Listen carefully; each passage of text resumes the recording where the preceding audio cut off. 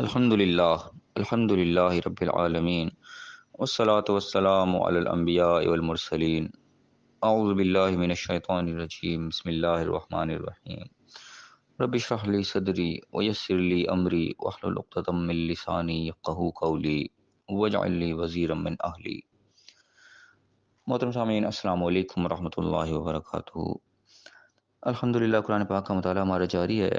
سورہ بقرہ کی آیت نمبر 195 تک ہم پڑھ چکے ہیں۔ آج انشاءاللہ آیت نمبر 196 پڑھیں گے۔ آج ہم انشاءاللہ ایک ہی آیت کا مطالعہ کریں گے۔ اہم آیت ہے، لمبی آیت بھی ہے اور حج سے متعلق آیت ہے، کیونکہ آج کل دن بھی ہے جو حج کے چل رہے ہیں، لوگ حج کی تیاریوں میں ہیں، کچھ جا چکے ہیں، کچھ جا رہے ہیں۔ اللہ تعالیٰ یہ مبارک سفر ہر ایک کو نصیب فرمائے۔ دیکھتے ہیں اس آیت کے اندر اللہ تعالیٰ نے حج سے متعلق کیا احکامات دیے ہیں۔ اعوذ باللہ من الشیطان الرجیم، بسم اللہ الرحمن الرحیم۔ وَأَتِمُّ الْحَجَّ وَالْعُمْرَةَ لِلَّهِ، اور پورا کرو، مکمل کرو، تمام کرو حج اور عمرہ کو اللہ کے لیے۔ اور سب سے پہلے چیز یہاں پہ غور کرنے کے لائق ہے، یہاں پہ اللہ تعالیٰ نے حج اور عمرہ دونوں چیزوں کا الگ الگ نام لے کے حکم دیا۔ اللہ تعالیٰ نے کہا اتم الحج والعمرۃ، حج بھی کرو اور عمرہ بھی کرو اللہ کے لیے۔ اب یہاں ہمارے یہاں جو بھی اس وقت حج کو یعنی کہ صرف فرض سمجھا جاتا ہے، زندگی میں ایک دفعہ حج فرض ہے۔ عمرے کو عام طور پہ اتنی اہمیت بھی نہیں دی جاتی کہ ٹھیک ہے عمرہ جو ہے کوئی ضروری نہیں ہے، فرض نہیں ہے، کسی کو استطاعت تو کر لے، نہیں ہے تو کوئی بات نہیں۔ حج کو باقاعدہ ایک اہمیت باقاعدہ حاصل ہے، کو باقاعدہ فرائض میں شامل ہے، تو بالکل وہ اپنی جگہ اہمیت ہے موجود۔ لیکن یہاں ہم تھوڑا سا غور کریں کہ اللہ تعالیٰ نے عمرے کو بھی باقاعدہ ایک حکم کے طور پہ یہاں پہ ارشاد فرمایا ہے کہ حج بھی کرو اور عمرہ بھی کرو۔ تو یہاں میرے نزدیک تھوڑی سی اہمیت تھوڑی سی عمرے کی بڑھ جا رہی ہے، جس سے ہمارے یہاں وہ اہمیت ہمارے دماغ میں شاید نہیں ہے، لیکن یہ آیت بتا رہی ہے کہ عمرہ بھی ایک طریقے کا باقاعدہ اللہ کا علیحدہ سے حکم ہے۔ اس حکم کو بھی علیحدہ سے پورا کرنے کی تو ہماری توجہ ہونی چاہیے، کیونکہ بعض لوگ حج کو زیادہ فوکس کرتے ہیں کہ ٹھیک ہے عمرہ نہیں، ہم حج کی ہی تیاری کریں گے، حج کریں گے جب بھی کریں گے، عمرہ ہم نے نہیں کرنا۔ بعض لوگوں کا یہ بھی ذہن دیکھنے میں آیا ہے، کیونکہ عمرہ اور حج کے قیمت میں ہمارے یہاں بہت زیادہ فرق آ چکا ہے۔ عمرہ بہت سستا ہو جاتا ہے اور حج جو ہے اس سے 5-6 گنا 7 گنا مہنگا ہو جاتا ہے۔ تو بعض لوگ حج کو فوکس کرتے ہیں کہ ٹھیک ہے جب بھی یہ پیسہ ہوگا ہم حج ہی کرنے جائیں گے، ایک ہی دفعہ حج کریں گے، ساتھ ہی عمرہ بھی کر لیں گے، تو وہ عمرے کو تھوڑا سا پیچھے کر دیتے ہیں کہ نہیں ہم نے حج کی ہی تیاری کرنی ہے۔ تو اس میں چانس یہ ہے کہ ہو سکتا ہے حج کی تیاری آپ سے نہ ہو سکے، جو کہ مڈل کلاس لوگ ہیں، لوور کلاس لوگ ہیں بیچارے، جو پیسہ کر کے جوڑتے پیسہ، تو ہو سکتا ہے وہ حج کی تیاری کرتے کرتے انہوں حج نہ پہنچ سکے، عمرہ وہ کرے نہ، یعنی کہ عمرے کے پیسے تو ہو گئے، اب آگے چل پڑے گا ہم حج تک کا پیسہ اپنے پاس جمع کریں پھر ہم حج کرنے جائیں، اس چکر میں وہ عمرے کو بھی چھوڑ دیں اور حج کے اگر ہو ہی نہ سکے تو وہ یہ ہو کہ حج سے بھی رہ جائیں، عمرے سے بھی رہ جائیں۔ تو یہاں میرے نزدیک تھوڑا سا ہمارے سوچ کو فرق ہونا چاہیے، جب ہمارے پاس عمرے کا بھی ہو گیا معاملہ تو ہمیں عمرہ کر لینا چاہیے۔ اگر تو نظر آ رہا ہے کہ ہاں جی ہم حج کا ٹارگٹ بھی پورا کر لیں گے تو پھر بے شک ٹھیک ہے، لیکن حج کا معاملہ اگر مشکل نظر آ رہا ہے کہ اتنا پیسے ہمارے پاس پتہ نہیں جڑ سکیں یا نہ جڑ سکیں، عمرے کا بھی اگر ہمارے پاس استطاعت ہو گئی ہے تو ہمیں جا کے عمرہ کر آنا چاہیے، کم از کم ایک فرض جو ہے وہ تو پورا ہو جائے، ایک ذمہ داری جو اللہ نے ڈالی ہے اس آیت کے ذریعے کہ عمرے کا بھی اللہ نے حکم دیا اس کے اندر، کم از کم وہ حکم تو پورا ہو جائے۔ آگے بھی دعا کرے اللہ تعالیٰ کہ اللہ تو نے یہ حکم پورا کروا دیا، اگلا بھی حکم تو پورا کروا دینا، تو جب موقع ملے تو انسان حج بھی کر لے۔ تو بہرحال یہاں پہ عمرے کی تھوڑی سی جو ہے اہمیت بڑھتی ہوئی نظر آ رہی ہے، جو عام طور پہ ہمارے ذہنوں میں ہے اس سے ذرا فرق ہے۔ پھر اللہ فرمایا فَإِنْ أُحْصِرْتُمْ، اگر تم گھیر لیا جاؤ، تمہیں روک لیا جائے، فَمَا اسْتَيْسَرَ مِنَ الْهَدْيِ، تو پھر جو بھی قربانی میسر ہو پھر وہ کر لو۔ یعنی کہ اب یہاں پہ بھی کچھ علماء یعنی کہ میرے نزدیک جو ذہن میں جا رہا ہے کہ یہاں پہ ہم جو قربانی کرتے ہیں، کیونکہ بیسیکلی اصل جو قربانی کی جگہ ہے وہ تو وہی ہے جہاں پہ ابراہیم علیہ السلام نے قربانی پیش کی تھی، قربانی اصل میں تو وہیں ہونی چاہیے۔ لیکن اس وقت ہم اس کنڈیشن میں کہ ہم اوسر تم والی کنڈیشن کے اندر ہمیں گھیرے ہوئے ہیں، ہم آزادی سے وہاں جا نہیں سکتے، ہمارے پاس مختلف پابندیاں جو عائد ہو چکے ہیں، کہیں کوئی ویزے کی پابندی ہے، کہیں بہت زیادہ راہ کی پابندی ہے، اتنا خرچہ ہمارے پاس ہوگا تو ہم جا سکیں ورنہ نہیں جا سکتے۔ اگر یہ پابندیاں نہ ہوں، آسانی کے ساتھ وہاں جا سکتے ہو، فری فلائٹیں چل رہی ہوں گورنمنٹ کی طرف سے، ٹھیک ہے جس نے بھی جانا چاہے جائے، کوئی پیسہ نہیں لے گا، بس اپنا آزاد راہ لے اور نکل جائے۔ اس قسم کی آسانیاں اگر مل جائیں، کوئی گھراؤ نہ ہو تو بہار بندہ جا کے وہیں قربانی پیش کرے گا، لیکن ظاہر ہے کہ ایسا ممکن نہیں ہے،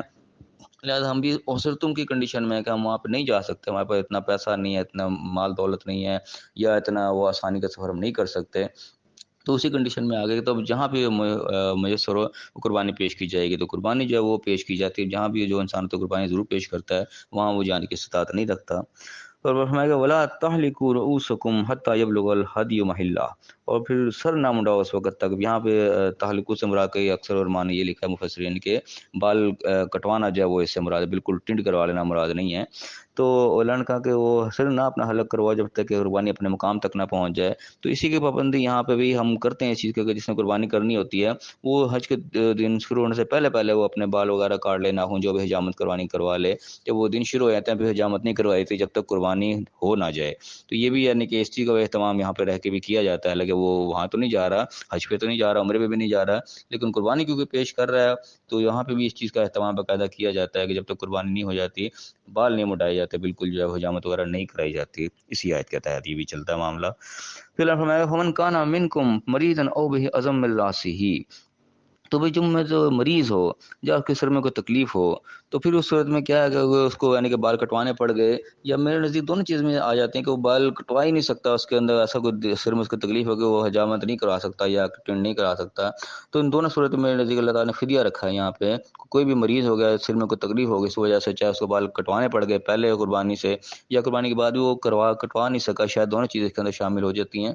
تو فرمایا کہ فدیہ، تو پھر فدیہ دے گا من صیام. فدیہ تین چیزوں سے بتایا گیا، صیام روزہ رکھے یا پھر روزے رکھے، یا اور صدقہ یا پھر کوئی صدقہ دے، اللہ کے راہ میں کوئی چیز خرچ کرے، اور نسک یا پھر قربانی پیش کرے. اس کی مزید تفصیل ڈیٹیل جو حدیث کے اندر بھی مل جاتی ہے کہ جس کے ساتھ یہ معاملہ ہو گیا. اب یہ ظاہر ہر ایک کے ساتھ نہیں، کسی کے ساتھ ہی ہوگا کہ تکلیف کی وجہ سے یا مریض ہونے کی وجہ سے وہ بال نہیں کٹوا سکا یا بال وقت سے پہلے اس نے کٹوا لیے، تو پھر اس کے ذریعے سے وہ فدیہ اس کو ادا کرنا پڑے گا، کچھ نہ کچھ کرنا پڑے گا، یا روزے رکھے یا صدقہ خیرات دے، کسی کو کھانا کھلائے مسکین وغیرہ کو، یا بھی قربانی پیش کرے. پھر میں فیضا امین، تم بھی جب امن کی حالت میں ہو، یعنی کہ روکنے والا مسئلہ وہ ختم ہو گیا جو رکنے والا مسئلہ تھا. تو پھر ایک یہ ہے کہ وہ تم والی کنڈیشن جب نکل گئی، گھیراؤ ختم ہو گیا کسی طریقے سے بھی تھا، یا تمہارے پاس اتنا زیادہ راہ آ گیا تم سفر کرنے کے لائق ہو گئے ہو. پھر میں فمن تمتع بالعمرۃ الی الحج، تو بھی جو چاہے پھر وہ تمتع فائدہ اٹھا لے. حج تمتع کہا جاتا ہے کہ عمرے کا بھی فائدہ اٹھا لے حج کے ساتھ، کیونکہ جا تو حج کے لیے رہا ہے لیکن ساتھ پھر عمرہ بھی کر لے. دونوں احکام جو اللہ نے شروع میں دیتی ایک ہی سفر میں پورا کرنا چاہے تو پھر اللہ نے اجازت دی کہ فمستیسر من الہدی، تو پھر اس کو ایک قربانی ساتھ پیش کرنی پڑے گی. یعنی اصولی طور پہ یہ چیز یہاں نظر آ رہی ہے کہ حج اور عمرہ دونوں الگ الگ پورے ہونے چاہیے. یہ چیز یعنی کہ علماء بھی بتاتے ہیں کہ پہلے سے وہ چیز رائج تھی کہ حج اور عمرہ ایک ہی سفر میں کرنا جو ہے تو وہ ممنوع تھا، وہ نہیں کیا جاتا تھا، الگ الگ تو سفر کرنے ضروری تھے. تو یہاں بھی اس چیز کی علامت نظر آ رہی ہے کہ اللہ تعالیٰ ایک آسانی دے رہا ہے، لیکن آسانی کے ساتھ ایک اللہ تعالیٰ نے اس کی پلانٹی بھی ڈالی ہے کہ اس کا جو ہے فدیہ ایک قسم کا رکھا کہ اس کو اللہ قربانی پیش کرے گی، کہ اللہ پیش کرنی پڑے گی کہ اللہ تعالیٰ نے اس کو ایک سہولت دی ہے اور سہولت کے بدلے میں قربانی وہ پیش کرے.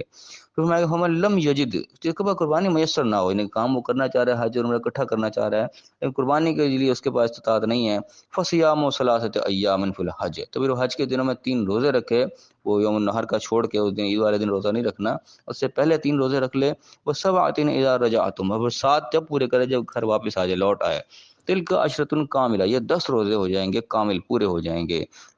یعنی کہ جو فائدہ اٹھانا چاہ رہا ہے حج عمرہ اکٹھا کرنا چاہ رہا ہے، اولین چیز ہے وہ قربانی پیش کرے اس چیز کے لیے علیحدہ، کہ وہ ایک ہی سفر میں دونوں کام کر رہا ہے، اللہ نے اس کو سہولت دی، اس کے بدلے میں قربانی پیش کرے. لیکن قربانی کی استطاعت نہیں تو پھر اس نے 10 روزے رکھنے ہیں اس قربانی کے بدلے میں، 3 وہیں پہ رکھنے ہیں آج کے دنوں میں، 7 گھر آ کے رکھنے ہیں. اور پھر اللہ نے اس چیز کو کلیئر کیا کہ ذالک لمن لم یکن اہلہ حاضر المسجد الحرام، لیکن یہ رعایت ہے ان کے لیے جو کہ مسجد حرام کے پاس رہنے والے نہ ہوں، یعنی جو دور سے سفر کر کے آ رہے ہیں، بار بار سفر کر نہیں سکتے، ایک دفعہ بڑی مشکل سے انہوں نے اکٹھا کر لیا مال اور سفر کر لیا، دوبارہ ان کے لیے ممکن نہیں ہے کہ وہ عمرہ کے لیے علیحدہ سے آئیں، تو پھر اللہ تعالیٰ نے کو یہ اجازت دے دی کہ ٹھیک ہے تم ایک ہی سفر میں دونوں کام کر لو. تو یہاں بھی اس چیز کی یعنی کہ اہمیت پتہ لگ رہی ہے کہ حج بھی ضروری ہے اور عمرہ بھی ضروری ہے، دونوں چیزیں ضروری ہیں. اب حج تو اس نے کر لیا، ہمت مار گیا، اب دوبارہ عمرہ کرنے کیسے کے لیے آئے وہ تو اس کے لیے ممکن نہیں رہے گا، دوبارہ اتنا سفر وہ نہیں کر سکتا، اتنا زیادہ راہ نہیں اکٹھا کر سکتا. تو اللہ نے کہا ٹھیک ہے جو باہر سے آیا دور سے آیا وہ ایک ہی سفر میں دونوں کام پھر کر لے. اور اللہ نے یہ بتا دیا کہ صرف انہی لوگوں کے لیے ہے جو وہاں کے رہنے والے، ان کے لیے اجازت نہیں ہے، وہ دونوں کام الگ الگ ہی کریں گے، حج الگ کریں گے عمرہ الگ کریں گے. تو یہاں سے بھی اس چیز کا پتہ لگ رہا ہے کہ عمرہ بھی اتنا ہی ضروری ہے جتنا حج ضروری ہے، اس کو کوئی غیر اہم نہ سمجھا جائے. پھر میں کہ واتقوا اللہ، اللہ کا تقوی اختیار کرو، اللہ کا احساس رکھو کہ اللہ نے جو تمہارے پر پابندیاں لگائی ہیں ان پابندیوں کو خیال رکھو، جو اللہ تعالیٰ جو سہولیات دے رہا ہے ان سہولیات سے تم فائدہ اٹھاؤ. جو اس کے ساتھ اللہ نے قربانی بھی رکھی ہے، جو چیز کے ساتھ جوڑی ہیں ان چیزوں کا باقاعدہ اہتمام ہونا چاہیے، اللہ کا تقوی ہمارے دلوں میں ہونا چاہیے ہر وقت. وَاعْلَمُوا، جان لو اس چیز کو کہ ان اللہ شدید العقاب، اللہ تعالیٰ سخت سزا دینے والا بھی ہے.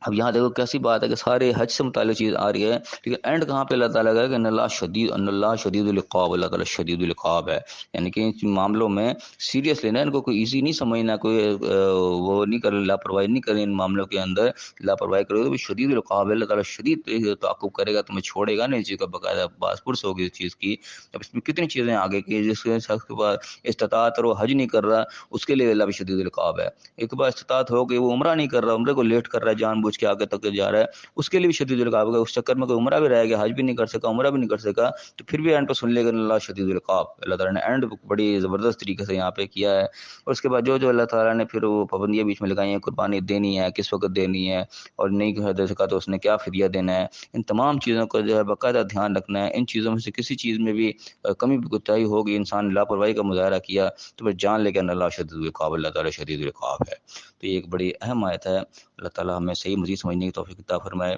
اس آیت کے اوپر مزید ہمیں جو ہے ریسرچ کرنی چاہیے، مزید علماء کو سننا چاہیے، کیونکہ ہماری زندگی سے متعلق یہ آیت ہے، اہم چیز ہے، یہ کوئی غیر اہم چیز نہیں ہے۔ خاص طور اللہ جب اینڈ کر رہا ہے شدید العقاب کہہ کے اینڈ کر رہا ہے، تو اس کو ہم بالکل ہلکا نہ لیں۔ اس آیت کے اوپر جتنے بھی علماء کے تفاسیر ہیں ان سب کو سنیں، اور جتنا اس کے متعلق علم حاصل کر سکتے ہیں ہم کریں، اور جہاں تک اس آیت کے اوپر اچھے سے اچھے طریقے سے عمل کیا جا سکتا ہے ہم اس کے اوپر عمل کریں۔ اللہ تعالیٰ ہمیں صحیح سمجھنے کی، صحیح عمل کرنے کی توفیق عطا فرمائے، اور دنیا آخرت دونوں جگہ کامیاب فرمائے۔ آمین۔ وآخر دعوانا ان الحمد للہ رب العالمین۔